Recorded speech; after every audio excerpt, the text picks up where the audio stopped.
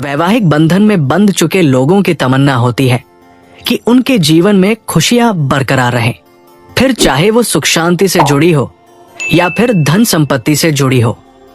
इन्हीं में से एक प्रमुख चीज संतान भी है, जिसके बिना शादीशुदा जीवन और पारिवारिक सुख अधूरा रहता है। लेकिन कई बार लोगों को इस सुख की प्राप्ति बहुत देर से होती है।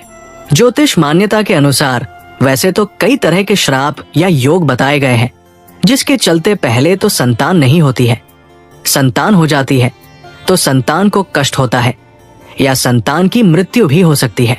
पराशर संहिता में भी कुछ इसी तरह के श्रापों का वर्णन किया गया है।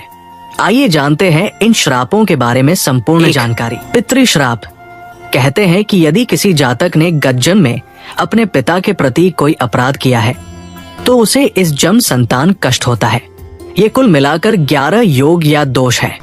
ये दोष या योग सूर्य से संबंधित है। इसके अलावा अष्टम स्थान में राहु या अष्टमेश राहु से पापाक्रांत हो तो इसको पितृ दोष या पितर शाप भी कहा गया है। इसके उपाय हेतु पितृ श्राद्ध करना चाहिए। श्राप, इस शाप के प्रमुख 8 योग या प्रकार बताए गए हैं। ये योग राहु के कारण बनता है। इसके लिए नाग प्रतिमा बनाकर विधि पूर्वक पूजा की जाए और अंत में हवन कर दान किया जाए तो इस शाप का प्रभाव 3 मातृश्राप।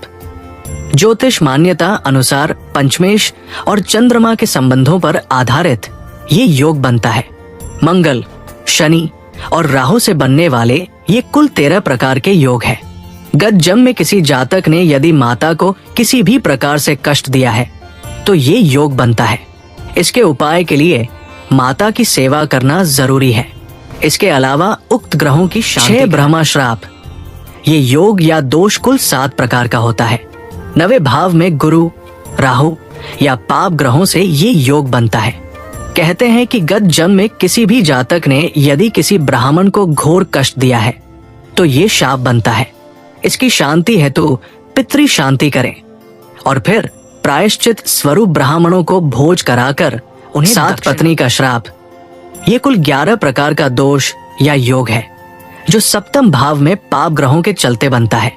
कहा जाता है कि यदि किसी जातक ने गत जन्म में अपनी पत्नी को मृत्यु तुल्य कष्ट दिया होगा तो ही ये योग बना। इसके उपाय हेतु कन्याओं को भोज कराएं और किसी कन्या का विवाह कराएं। 8 प्रेत श्राप, ये कुल 9 योग बताए गए हैं। खासकर ये दोष सूर्य और 9वें भाव से संबंधित है। कहते हैं कि जो जातक अपने पितरों का श्राद्ध नहीं करता है वो अगले जन्म में निसंतान हो जाता है।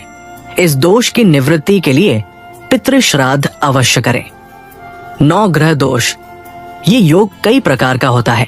यदि बुध और शुक्र के दोष में संतान हानि हो रही है तो इसके लिए भगवान शंकर का पूजन, गुरु और चंद्र के दोष में संतान गोपाल का पाठ, यंत्र और औषधि का सेवन, राहु के दोष से कन्यादान, सूर्य के दोष से भगवान विष्णु की आराधना, मंगल और शनि के दोष से षडंग शत्रुद्रिय जप कराने चाहिए।